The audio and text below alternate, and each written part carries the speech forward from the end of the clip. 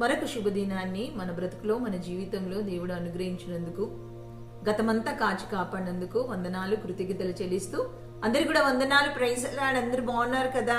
ఈ రోజంతట్లో దేవుడు మీకు, మీ కుటుంబాలకు దేవుడు తోడుగా ఉండలాగున, ప్రతి పనిని కూడా ముందుబడి జరిగించలాగున, మనం రాబోతున్న దినాల్లో క్రిస్మస్ లోనికి వెళ్తున్నాం గనక మనం క్రిస్మస్ వర్తమానాలు చెప్పుకోవడానికి, ఆయన రక్షకుడిగా ఎలా వచ్చాడని, ఆయన మాటను బట్టి ఆయనని గణపరచడానికి, అనేకులకు సువార్త ప్రకటించడానికి దేవుడిచ్చిన అవకాశాన్ని బట్టి దేవుడి నామని మహిమపరుస్తూ మరి మిమ్ములను, మీ కుటుంబాలను బలపరిచి దీవించి ఆత్మీయంగా ఎదుగుదల దేవుడు అనుగ్రహించలాగిన ఈ రోజు ఉంటున్న దేవుని మాట లూకాసు సువార్త 19వ అధ్యాయము 10వ వచనంలో ఉంటున్న మాట, నశించిన దానిని వెతికి రక్షించుటకు మనిషి కుమారుడు ఈ లోకానికి వచ్చాడు. అవును, ఎందుకు వచ్చాడు యేసయ్య అంటే? అవును, నీ యేసయ్య ఎవరి కొరకు వచ్చాడంటే నీ కొరకు వచ్చాడన్న దృఢ నిశ్చయత నీ హృదయంలో ఉండాలి. యేసయ్య ఎవరి కొరకు వచ్చాడు? యేసయ్య అసలు ఎందుకు రావాల్సి వచ్చింది? దేవుడు మానవుడిగా ఎందుకు మారవలసి వచ్చిందంటే కేవలము నిన్ను ప్రేమించి అన్న విషయాన్ని మనం ఎప్పుడు కూడా మర్చిపోవద్దు. నన్ను ప్రేమించి అన్న విషయాన్ని మనం ఎప్పుడు కూడా మర్చిపోవద్దు. ఆయన అందుకనే అంటున్న మాట ఏమంటే, ఆయనకి విమర్శన వచ్చింది. ఆయన క్లియర్ గా చెప్తున్నా, నేను ఒట్టిగా రాలేదు, నశించిన దానిని వెతికి రక్షించుటకు. ఏంటిది నశించింది? నశించిపోయేది ఏంటిది?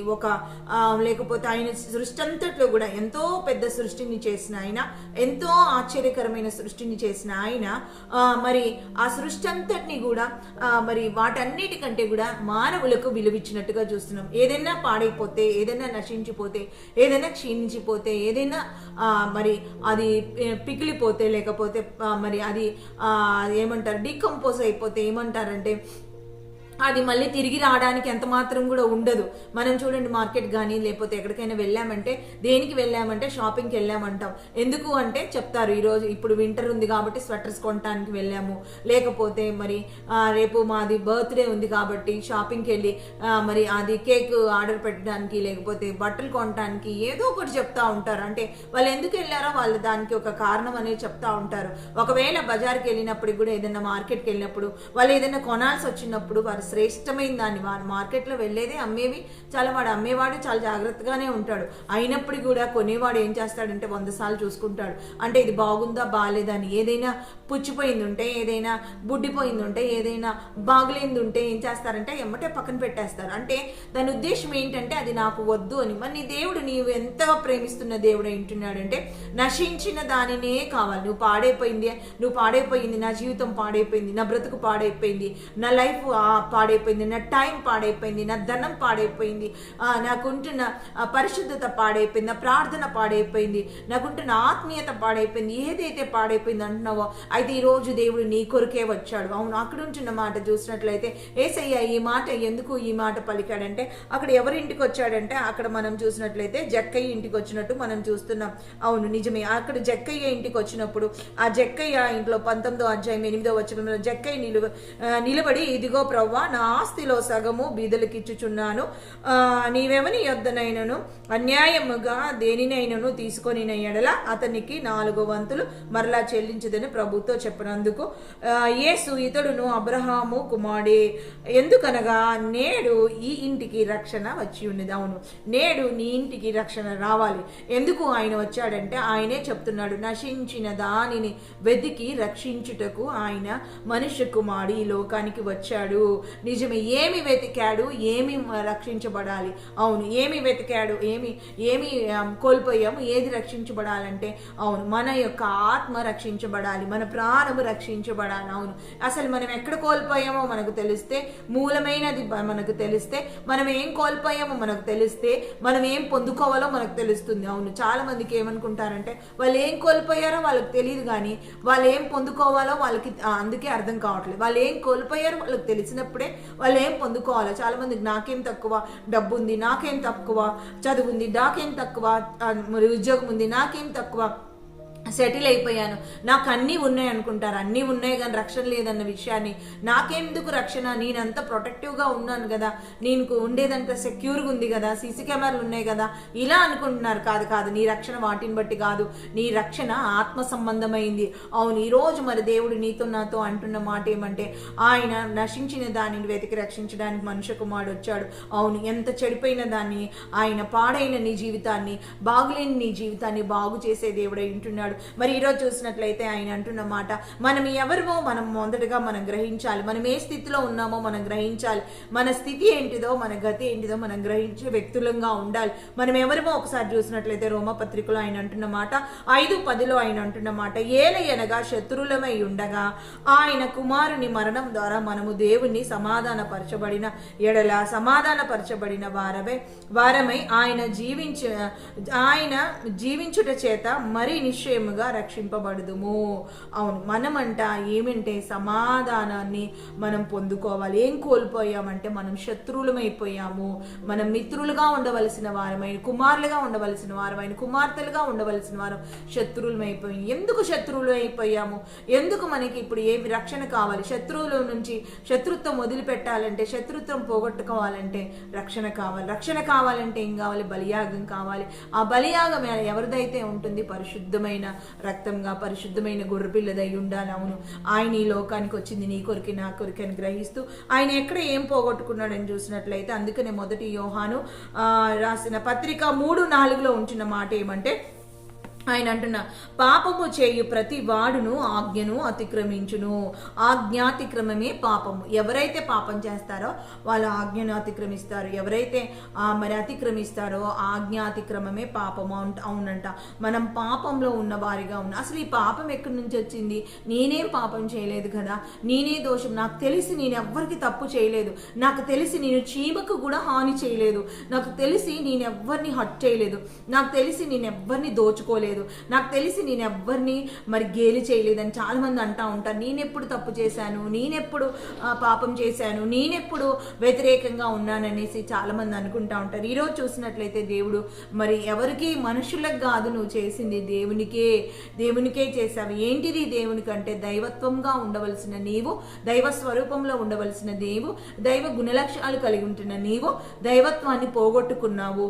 ఆయన ఇచ్చిన అధికారం, నీ కుమారత్వాన్ని పోగొట్టుకున్నావు. అందుకనే అక్కడ ఉంటున్న మాట చూసినట్లయితే, అక్కడ ఆదికాండంలో అక్కడ చూసినట్లయితే మనం అందరం కూడా ఆది మానవుడైన మరి ఆ యొక్క ఆది మానవుడి జీవితంలో ఏం జరిగిందంటే, అక్కడ ఉంటున్న మాట ఏదైతే పండు తినొద్దన్నారో ఆ పండు తిన్నట్టుగా మనం చూస్తున్నాం. అవును, ఆజ్ఞాతిక్రమం అక్కడ జరిగిపోయింది, అవిధేయత అక్కడికి వచ్చేసింది. అవును, ఆ పండు తినేసి దేవుడికి విరోధులుగా, శత్రువులుగా అయిపోయారు. అందుకని రోమాలు అంటున్నారు, ఎవరంటే మనం శత్రువులమంట. అవును, కానీ శత్రువుల కొరకు ఎవరైనా శత్రువులను ప్రేమించేవారు ఉంటారా? కానీ నీ దేవుడు శత్రువైన నిన్ను ప్రేమించేవాడిగా ఉన్నాడు. ఎన్నోసార్లు దేవుని బాధపెట్టి, దుఃఖపెట్టి, ఎన్నోసార్లు ఆయన గాయంలో రేపిన మరి మనలాంటి మన పరిస్థితులను, మన అలవాట్లను, మన వ్యతిరేకతను ఆయన సహించిన దేవుడు ఏంటున్నాడు. సమస్త మానవ కోటి పక్షాన ఆయన నిలబడి వారందరూ రక్షించబడాలి. ఎందుకు ఇంత ప్రేమ దేవునికి? ఎందుకు ఇంత త్యాగం ఆయనకు? ఎందుకు ఇంత ఆలోచన ఆయనకు అని చూసినట్లయితే, ఎందుకంటే నీవు ఆయన పోలికలో ఉన్నావు కాబట్టి, ఎందుకంటే ఆయన తయారు చేసుకున్నాడు కాబట్టి, ఎందుకంటే ఆయన కుమారుడు కాబట్టి. అవును, నిన్ను ఆయన నరుడుగా రూపించి జీవాత్మను ఆయన ఊదాడు కాబట్టి. చూడండి, అక్కడ ఉంటున్న మాట చూసినట్లయితే, ఆ స్త్రీ విషయంలో చూసినట్లయితే అక్కడ రాయబడింది మరి ఆదికాండము 3:6 ఉంటున్న మాట, ఆ స్త్రీ ఆ వృక్షము ఆహారమునకు మంచిదియు, కన్నులకు అందమైనదియు, వివేకమిచ్చు రమ్యమైనదియు నై ఉండుట చూచినప్పుడు ఆమె దాని ఫలములలో కొన్ని తీసుకొని తిని తనతో పాటు తన భర్తకు ఇచ్చెను, అతడును కూడా తినేను. చూడండి, ఇద్దరు కూడా పాపం చేసేసారు. తినద్దు అన్నదాన్ని ఏం చేశారంటే తినేశారు. వీళ్ళు తినేది కొంచెం జీవఫలం అయితే బాగుండేది, అనవసరంగా మంచి చెడులు ఏదైతే తినొద్దన్నారో దాన్ని తినేసి మరి వీళ్ళు పాపం చేసినట్టుగా దేవుడికి విరోధులుగా అయిన ఏం కోల్పోయారు? వీళ్ళు నశించిపోయారు. ఏం పోగొట్టుకున్నారు? వీళ్ళ దగ్గర మరి దేన్ని దేవుడు వెతికి రక్షించడానికి వచ్చాడని చూసినట్లయితే, అప్పుడు వారిద్దరు కన్నులు తెరవబడును, వారు తాము దిగంబరులమని తెలుసుకొని అంజూరపు ఆకులు చుట్టి తమకు కచ్చడములను చేసుకొనిరి. అప్పుడు ఏమైందంటే చూడండి, 8వ వచనంలో అక్కడ ఉంటున్న మాట చూసినట్లయితే, 3వ అధ్యాయం ఆదికాండం 3:8 ఉంటున్న మాట అక్కడ చూసినట్లయితే, చల్లపూటను ఆదామును అతని భార్యయు తోటలో సంచరించుచున్న దేవుడైన యెహోవా స్వరము విని దేవుడైన యెహోవా ఎదుటికి రాకుండా తోట మధ్యను దాగి దాగికొన్నారంట. తోట మధ్యలో దాక్కున్నారు. వీళ్ళు ధైర్యంని కోల్పోయారు, వీళ్ళ అధికారంని కోల్పోయారు. రోజు వచ్చి చల్లటిపూట యెహోవాతో మాట్లాడేవారు, దేవునితో మాట్లాడేవారు. ఏం చేసావు ఆదాము, ఏం పండ్లు తిన్నావు నువ్వు, ఏ టేస్ట్ బాగుంది, ఏం పేరు పెట్టావు నువ్వు అని ఎన్నో మాటలు మాట్లాడి, మరి ఈ స్త్రీ నీకు ఏమైనా హెల్ప్ చేస్తుందా, మీరిద్దరు బాగున్నారా, మాట్లాడుకోగలుగుతున్నారా అని ఎన్నో మాటలు మాట్లాడే దేవుని చూసినప్పుడు అంట ఇతడికి మరి భయం వేసి వీళ్ళంట చెట్టు చాటున దాక్కున్నారు. అవును, ఈ రోజు చూసినట్లయితే ఏం కోల్పోయామంటే దేవుడిచ్చిన అధికారాన్ని కోల్పోయినా. ఏలుబడి చేయమంటే ఏలుబడి చేయ, అవును మనం ఎన్నో విషయాలలో మనం ఏలుబడి చేసేవారిగా ఉండాలి, కానీ వాటిని చూసి మనం భయపడుతున్నాం. ఈ రోజు దేవుడు నీతో నాతో మాట్లాడుతున్నాడు. ఏది నిన్ను భయపెడుతుంది, ఏ పాపం నిన్ను భయపడుతుంది, ఏ దోషం నిన్ను భయపడుతుంది, ఏది నిన్ను దాక్కునేటట్టుగా చేస్తుంది. అయితే దేవుడు నీ పక్షాన్ని నిలబడి ఆయన అంటున్నాడు, నిన్నే నేను వెతికి రక్షించడానికి నీ దగ్గరికే వస్తున్నాను, నిన్ను ప్రేమిస్తున్నాను అని ఆయన అంటున్నాడు. కనుక మనం ధైర్యం తెచ్చుకునే వారిగా ఉందాము, మనం ఒప్పుకునే వారిగా ఉందాము, మనము స్వీకరించే వారిగా ఉందాము. జక్కయ్య అయితే ఒప్పుకున్నాడు, నేను ఎవరి దగ్గర అయితే తీసుకున్నానో అన్యాయం చేశారో వారికి 4 వంతులు ఇచ్చేస్తానన్నాడు. మరి నేను కూడా ఒప్పుకునే వారిగా, విడిచిపెట్టేవారిగా, అతిక్రమంలో దాచిపెట్టేవాడు వర్ధిల్లను కానీ దాన్ని ఒప్పుకొని విడిచిపెట్టేవారిగా మనం ఉండాలి. సామెతల్లో మరి మన భక్తుడైన సొలొమోను మాట్లాడుతున్నట్టుగా, అవును ఈ రోజు మరి నేను కూడా ముందుకు వస్తూ ప్రభు పాదాలు పట్టుకుంటూ ఈ క్రిస్మస్ నీకు నిజమైన క్రిస్మస్ గా మార్చబడాలంటే ఆయన రక్షకుడిగా నీ హృదయంలో ఉదయించాలి, ఆయన రక్షకుడిగా నీ జీవితంలోనికి రావాలి. మరి రావాలంటే నీవు ఒప్పుకునే వ్యక్తిగా ఉన్న ఆయన 2025 సంవత్సరాల క్రితమే ఆయన వచ్చాడు. అయితే నీ హృదయంలోనికి వచ్చాడా? ఆయన 2020 సంవత్సరాల క్రితమే నీ కొరకు బలి అయ్యాడు. అయితే నీవు కడగబడ్డావా? అందుని బట్టి దేవుని నామాన్ని మహిమపరుస్తూ నీకు ఒక నూతన జీవితాన్ని, నూతనమైన కార్యాలను దేవుడు జరిగించబోతున్నాడు. రక్షణ ఆనందం చేత ఆయన నింపబోతున్నాడు. గనుక ఎంత గొప్ప దేవుడు, ఎంత ప్రేమించే దేవుడు నీ దేవుడు, నీ పక్షాన ఉండే దేవుడు, నీకంటే ముందుగా నిన్ను గురించి ఆలోచించే దేవుడు, నిన్ను నరకం పాలు కాకుండా పరలోక రాజ్యంలో మరి చేర్చడం ఆయన యొక్క ఉద్దేశం. కనుక ఆయన ఇచ్చిన స్వతంత్రాన్ని బట్టి నీకు నీవుగానే ముందుకొస్తూ, నీకు నీవుగానే ఒప్పుకుంటూ, నీకు నీవుగానే ప్రభు సన్నిధిలోనికి వస్తూ, నన్నే వెతకడానికి వచ్చావా, నన్నందరూ తృణీకరించారు, నన్నందరూ తూలునాడారు, నన్నందరూ చెయ్యన్నారు, నేను నశించిపోయాను, అయ్యో నేను పనికి రాకుండా అయిపోయాను, నేను హేళన చేయబడ్డాను అంటున్న నీతోటే దేవుడు మాట్లాడుతున్నాడు. కనుక ఈ రోజు మనందరం కూడా చిన్న ప్రార్థన చేసుకుని గొప్ప దేవుడి పాదాలు పట్టుకుందాం. ఈ రోజు ఎవరిదైతే మ్యారేజ్ డే, బర్త్డే సెలబ్రేషన్స్ ఉన్నాయో వారిని దేవుడు ప్రత్యేకంగా దీవించలాగునా, ఎవరిదైతే మరి మెమరబుల్ డే ఉందో మరి వారిని దేవుడు జ్ఞాపకం చేసుకోలాగునా, ప్రయాణాలన్నింటిలో ఆయన రక్తం పోయబడలాగునా, చదువుల్లో మరి తెలివినిచ్చేలాగునా, కోచింగ్లో ట్రైనింగ్లో దేవుడు తోడుగా ఉండలాగునా, వ్యాపార ఉద్యోగాలు చేతి పనులను దేవుడు దీవించలాగున, ఆశీర్వదించలానా అని మరి అనారోగ్యంతో బాధపడుతున్న ప్రతి ఒక్కరిని కూడా, హాస్పిటల్లో ఉన్న ప్రతి ఒక్కరిని కూడా దేవుడు ముట్టి స్వస్థపరచులాన, విధవరాల పక్షాన మరి తండ్రి లేని వారి పక్షాన దేవుడు ఉండులాగున, అనాథల పక్షాన, వికలాంగుల పక్షం ఉండాలి. మనందరూ కూడా ముందుకు వస్తూ మన దేశం, రాష్ట్రం, జిల్లా, ప్రాంతం అంతా కూడా రక్షించబడాలని చిన్న ప్రార్థనతో గొప్ప దేవుడు పాదాలు పట్టుకుందాం. మీ ప్రార్థన మీ కుటుంబానికి దీవెనకరంగా, మరి మీ ప్రార్థనే మీ కుటుంబానికి ఆశీర్వాదకరంగా ఉండులాగున ఏకీభవిద్దాం. అందరం కూడా ప్రభు పాదాలు పట్టుకుందాం. స్తోత్రం అయ్యా యేసయ్యా, నీ కొందనాలు, స్తుతులు, స్తోత్రాలయ్యా. ఏమిచ్చి నీ రుణం తీర్చగలము తండ్రి, నీ ప్రేమకు వందనాలు, స్తోత్రాలు ప్రభా. మహాకాశాలు పట్టజాలని దేవుడు ప్రభా. అయ్యా నీ కొందనాలు ప్రభా. నీవు మనుష్యునిగా ఉన్నాయినా అయ్యా, ఆయన మనుష్య రూపికంలోనికి రావడానికి ప్రభా ఇష్టపడిన దేవుడు ప్రభా. ఎంత అననుకూలతను కూడా ప్రభా నువ్వు నైనా యాక్సెప్ట్ చేసిన దేవుడు తండ్రి, నీ కొందనాలు, స్తోత్రాలు ప్రభా. నశించిన మా పట్ల నీకెంత ప్రేమయ్యా. అందరూ తృణీకరించారు, అందరూ తూళ్ళనాడలు ఆయన పారవేశారయ్యా. అలా అయినప్పటికీ ప్రభా అయ్యా నువ్వెంత ప్రేమ చూపిస్తున్న దేవుడు తండ్రి, నిన్ను తెలుసుకోలేకపోతున్నామయ్యా, నిన్ను అర్థం చేసుకోలేకపోతున్నా. ఈ మాటలు బట్టి మాకు ధైర్యమును, నిబ్బరమును కలిగజేసిన దేవా నీకు వందనాలు. మా పాపములు, దోషములు అన్నీ కూడా క్షమించి ప్రభా నిరపరాధులుగా మమ్మల్ని మార్చమని ప్రభా నిన్నే స్తుతిస్తూ రక్షణ భాగ్యమును ఆయన మా అందరికీ దయచేయమని ప్రభా.